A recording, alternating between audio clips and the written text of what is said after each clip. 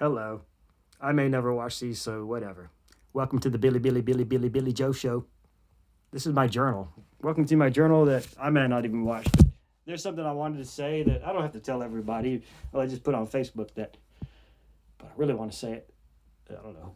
This is my second journal video. First, I went through a few thought processes. My last thought was I'm not going to keep recording these. I don't imagine watching these later on. I'm going to end up with a ton of footage that nobody that's going to care about, including myself. I got tons of videos online that too much to watch already. But anyways, it's a Saturday. It's April something or other. We're in the middle of April, losing track again. April, I'm going to say like 17th or so. It's definitely Saturday. I know that part. It's this video, as long as I upload it soon, it'll show, but it's about 1 p.m. in the afternoon. Whatever, I just got done taking a shit, and I'm in the bathroom, and I was going to say, this pandemic is unprecedented. The reason I'm scared, for many reasons, the future of the world is just, I don't even have to say it, but so uncertain now. The economy is uncertain. The videos I'm watching online, they're talking about debt and money like they're arbitrary things and wondering, what the next stage of evolution is, and they have a good point. I'm not the type to even think about the gold standard or buying gold because that's just a scam. Those are old-fashioned... I don't know where to begin. It's like saying, bring back the wheel or something, or, invest in the... Anyways, it's hard for me to make my point, but it's just a stupid commodity among many that just now gets used whenever any argument about fiat currency comes up. But see, what's the reason I'm... Okay, let me just get back to the point. The reason, I'm logically worried about the history of the world. The future of the world. The economy is uncertain now because trade with China is a big question mark. It was already some kind of tariff war going on with the president, and that's a political discussion that led to maybe China's reaction to the virus, despite, who knows how corrupt and violent their regime is. Anyways, I'm sure it was in this context of a tariff war now, and it was, a different situation when China had some kind of, what's it called? Avian flu or swine flu. I forget where it came from exactly, but perhaps one of those were from China in the last, 10 years or so. Anyways, that was a different context. They were dealing with a different president who was not engaging in a tariff war. So for what it's worth, I'm just analyzing. So this virus spread past China. It's infected the whole world now. I see the whole world's economy is halted, whether people realize it or not. Another logical reason to be worried. It's ruined consumer confidence is a real big thing. Wall Street's always... I hope this video's... Anyways, it should show up. Hope it shows up upright and everything. Consumer confidence. Where do I begin? That's not even a factor anymore. Consumers aren't even going inside stores. Consumers are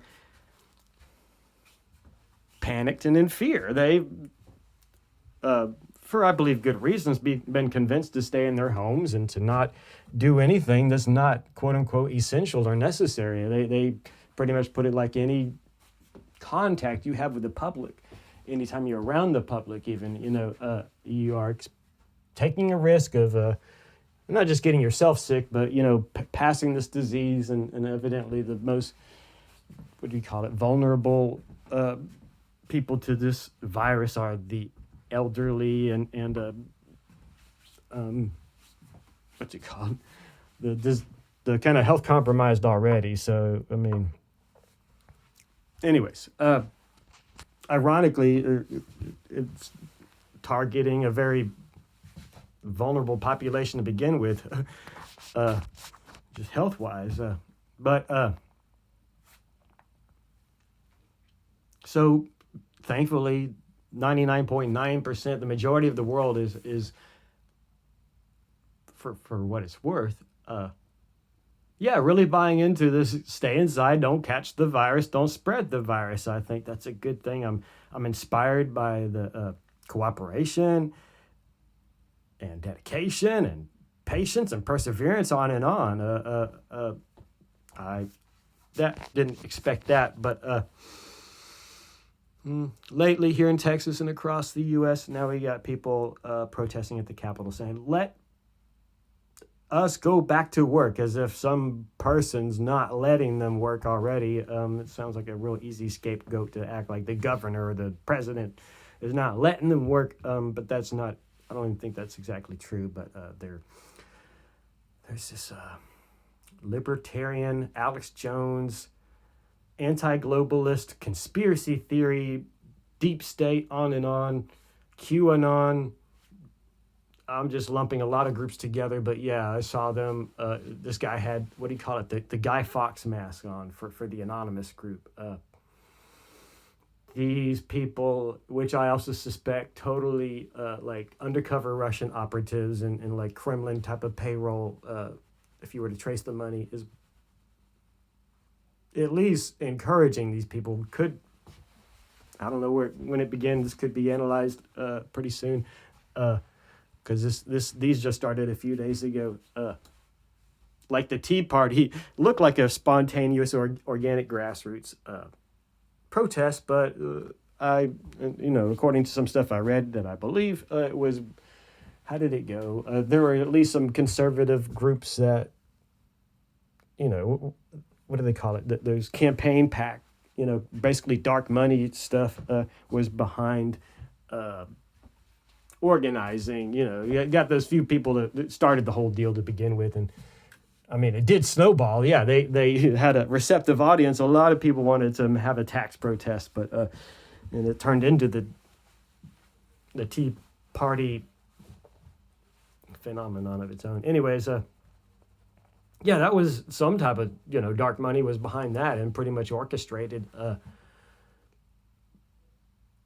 Again, I'm not saying that all those people were like paid of any type, but yeah, they're manipulated and used, and there's definitely some, when it's dark money to begin with, there's no transparency, and I'm not going to trust it to begin with. We got, well, okay. Here's a good, logical, another reason to worry about.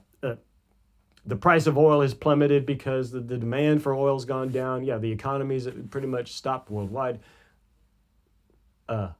It's a big problem because the three biggest producers in the world are the United States. They're the free market capitalist. This is another one is Russia. I call them a mafia oil state now because they're mafia run and get most of their income through oil. And they're really going to, I think, pay the price for this oil war. And the third one being Saudi Arabia. They're, what are they? A Muslim royal oil kingdom, who also assassinates journalists. They violate human rights. Just the Khashoggi guy was just taken out. I think the whole world can agree. Most rational-minded people will agree with that.